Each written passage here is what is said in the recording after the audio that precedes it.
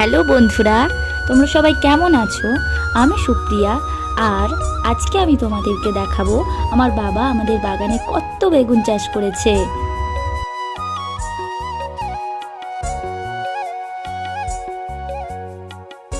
আর বাবা এখন ব্যারেলে করে জল আর ওষুধ মেশাচ্ছে বেগুন গাছে স্প্রে করবার জন্য, কারণ আমাদের বেগুন গাছে কিছু একটা রোগ ধরেছে, যার জন্য পাতাগুলো একদম হলুদ হলুদ হয়ে যাচ্ছে। আর দেখো আমার বাবা স্প্রে করছে।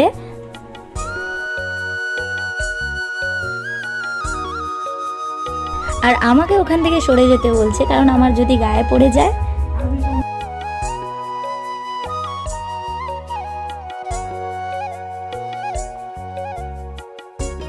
আর দেখো বন্ধুরা, বেগুন গাছে কত ফুল হয়েছে, আর কিছুদিন পরেই আমাদের বেগুন হবে। আর বন্ধুরা, ভিডিওটা তোমাদের কেমন লাগলো কমেন্টে জানাতে ভুলো না।